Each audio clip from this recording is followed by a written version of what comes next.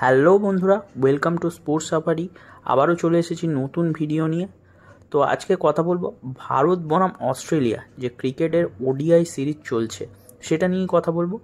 ক্রিকেটের দুনিয়ায় এর চেয়ে বড় লড়াই আর কিছু হয় না, কিন্তু 3 ম্যাচের এই ওডিআই সিরিজে ভারত শুরুতেই বড়সড় ধাক্কা খেয়েছে। পার্থে প্রথম ম্যাচে যা হলো তা ভারতীয় ফ্যানদের জন্য খুবই হতাশজনক। বৃষ্টিবিঘ্নিত ম্যাচে অস্ট্রেলিয়া ডিএলএস মেথডে 7 উইকেটে জিতে সিরিজে 1-0 এগিয়ে গেছে।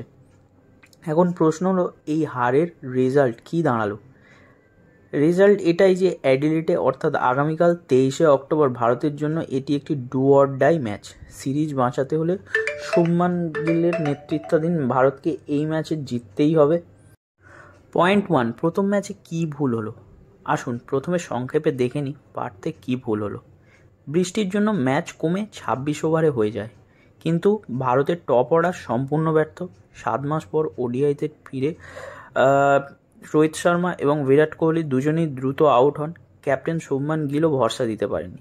মিচেল স্টার্ক এবং জস হ্যাজেলউডের আগুনে বোলিংয়ের সামনে ভারতের টপ অর্ডার তাসের ঘরের মতন ভেঙে পড়ে।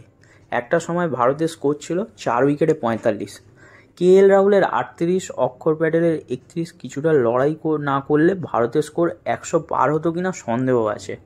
অস্ট্রেলিয়ার সামনে টার্গেট ডিএলএস মেথডে দাঁড়ায় মাত্র 131 রান। অস্ট্রেলিয়ার ক্যাপ্টেন এবং player of the match Mitchell Marsh 46 রানের দুরন্ত ইনিংস খেলে ম্যাচ বের করে নিয়ে যান। পয়েন্ট 2, অ্যাডিলেডের লড়াই। ভারতের সামনে চ্যালেঞ্জ। এখন সব ফোকাস অ্যাডিলেড ওভালের দিকে।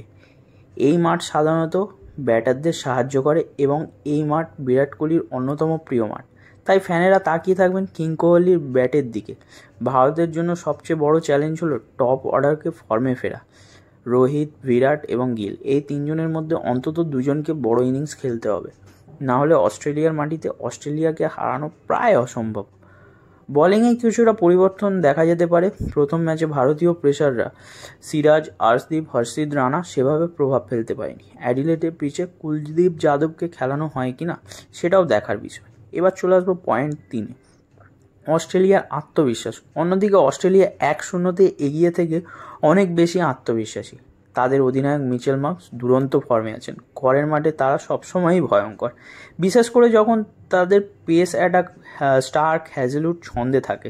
তারা জানে যে অ্যাডিলেড ম্যাচে জিততে পারলেই সিরিজ তাদের পকেটে। পয়েন্ট 4, কী হবে রেজাল্ট? তাহলে সবচেয়ে বড় প্রশ্ন, দ্বিতীয় ম্যাচের রেজাল্ট কী হবে?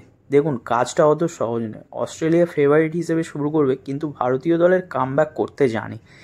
এই ম্যাচটি মূলত ভারতের ব্যাটিং বনাম অস্ট্রেলিয়ার বোলিংয়ের লড়াই। আমার মনে হয় টস খুব একটা গুরুত্বপূর্ণ হবে। যদি টসে জিতে প্রথম ব্যাট করে এবং টপ অর্ডার যদি ক্লিক করে যায়, অর্থাৎ রোহিত, বিরাট, গিল রান পান, তবে ভারত 300-র বেশি রান তুলতে পারবে। আমার প্রেডিকশন বলছে এই ম্যাচে ভারত মরিয়া হয়ে ঝাঁপাবে। লড়াইটা খুব ক্লোজ হবে, তবে ভারতের ঘুরে দাঁড়ানোর সম্ভাবনা 50-50। যদি ভারতের টপ 3-র মধ্যে কেউ সেঞ্চুরি করেন, তাহলে ভারতের এই ম্যাচ জিতে সিরিজ 1-1 সমতায় ফেরাবে। আপনারা কি ভাবছেন? পার্থের হারের পর কি ভারত অ্যাডিলেডে কামব্যাক করে ঘুরে দাঁড়াতে পারবে? সিরিজের রেজাল্ট কি শেষ পর্যন্ত 2-1 হতে পারে ভারতের পক্ষে, না অস্ট্রেলিয়া ইজিলি জিতে যাবে? অবশ্যই আপনার মতামত জানাবেন কমেন্ট করে। তো ভিডিওটা আর বেশি বড় করব না, আজকের ভিডিও এই পর্যন্তই। টাটা, সবাই ভালো থাকবেন।